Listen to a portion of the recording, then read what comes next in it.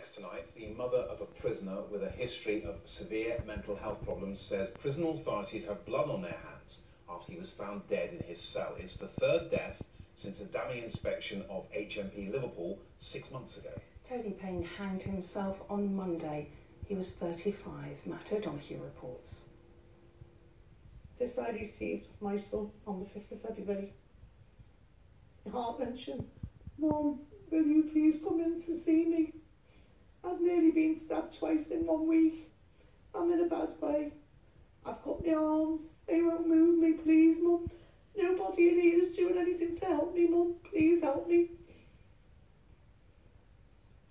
I rang the prison as soon as I received that, and I got no response. Not whatsoever. And that was the last letter I got off my son.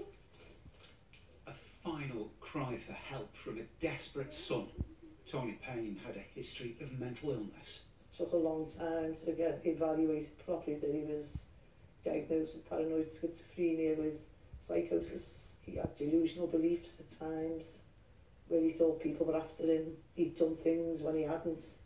He could read something in the paper and think it was him. But in September last year, the father of one who would cut himself and who'd been detained under the Mental Health Act before, climbed onto a roof during a psychotic episode. And I rang him and he was on the roof while I spoke to him. He was saying, Mum, the police are going to shoot me. They shoot me. And he said, they're coming to your house. Are you all right? He was terrified thinking they were after me. It was all in his mind. I was going to, it's not real, love.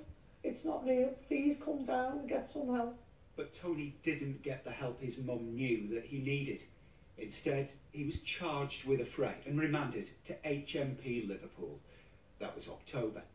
From there, Tony slid into despair.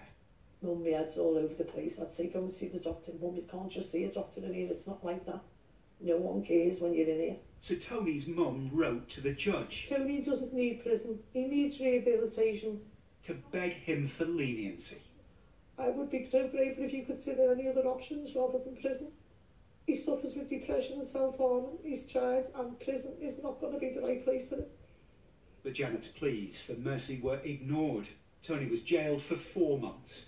And then on Monday, there was a knock at the door. She said to me, sit down, and I went, please don't tell me my son. Please don't tell me what I think you're going to tell me. And I was on my own. She sat there and she said, yeah, he's been found dead today.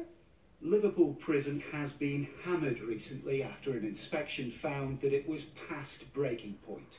Conditions were described as squalid and inhumane. Prisoners were locked up for 23 hours a day. Healthcare has broken down. Suicides were rising. Today in the Commons, the dire straits of HMP Liverpool were again being debated. Liverpool prison was inspected in 2015. It was failing then. It was re-inspected again in 2017. It had got worse. We've lost another life inside the prison this week. Anthony Paine, 35, who suffered with mental health problems, was found in his cell and died in hospital on Monday. Tony Paine is the third inmate to take his own life here since that last inspection in September. In a statement, the Governor has offered his condolences to his family and says a full investigation will now take place.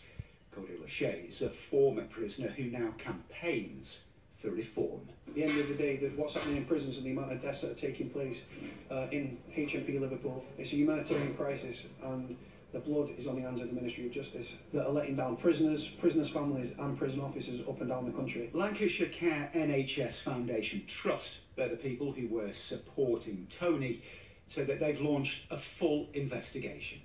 It was a cry for help. It was all a cry for help. Like this lesson was a cry for help. And no one helped him. He just left him behind that door until he hung himself. A coroner will now look into Anthony's death later this year. Matt O'Donoghue, ITV News, Garston. Investigators